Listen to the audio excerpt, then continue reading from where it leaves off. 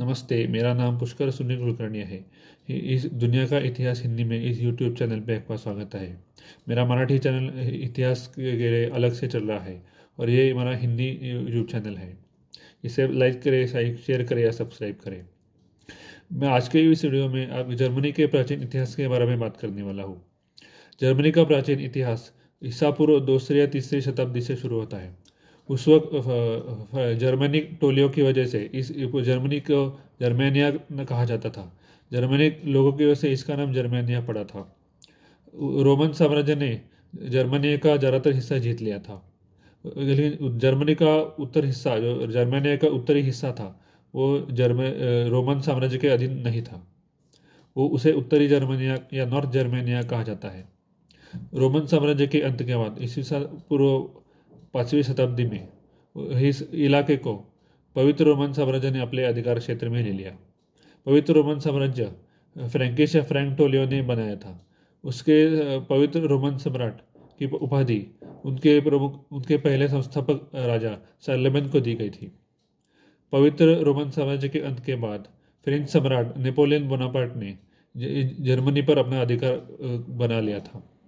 उस वक्त जर्मनी एक पूरा देश नहीं बना था, वो अलग अलग छोटी छोटी 300 रियासतों या राज्यों में बटा हुआ था। इन सभी राज्यों को नेपोलियन ने जीतकर अपने साम्राज्य का हिस्सा बना लिया। उन छोटे छोटे राज्यों को एकत्रित करके उन्हें राइनलैंड संघ की स्थापना की। उन 300 राज्यों की संख्या तब 39 तक आ गई थी। कुछ छोटी राज्यों को बड़े राज्यों में मिलाकर उनकी संख्या 39 बना दी गई थी। उस नेपोलियन बोनापार्ट की हार के बाद उस राइनलैंड संघ को बर्खास्त किया गया था। वाटरलू की लड़ाई में नेपोलियन बोनापार्ट की हार हुई। उसके बाद राइनलैंड नेपोलियन के हाथ से चला गया। वहाँ की सारी रियासतें आज़ाद हो गई। लेकिन जर्मनी को एक करने की सोच उस पर विचार करने के लिए वियना में एक कॉन्फ्रेंस बुलाई गई थी।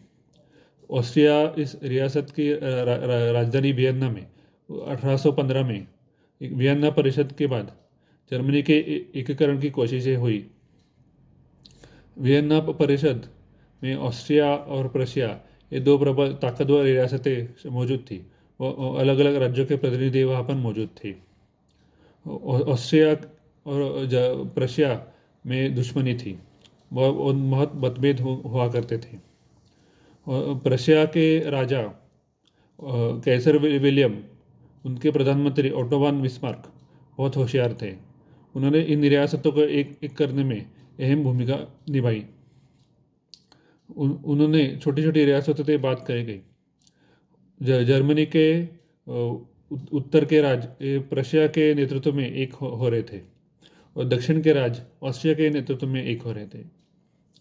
1866 में ऑस्ट्रिया और प्रशिया में बहुत बड़ी जंग हुई।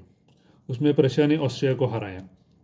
इस युद्ध में हारने के बाद ऑस्ट्रिया कमज़ोर हो गया था और ज़्यादातर रियासतें ये प्रशिया के नियंत्रण में आने लगी थी।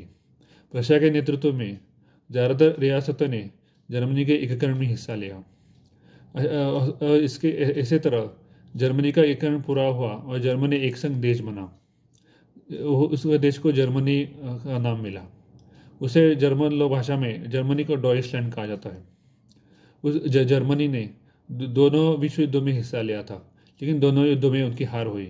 उनके बाद जर्मनी का विभाजन हुआ और 50 साल तक पश्चिम जर्मनी और पूर्व जर्मनी, ऐसे दो देशों में जर्मनी बटा हुआ था। उन देशों को 1990 में एक किया गया।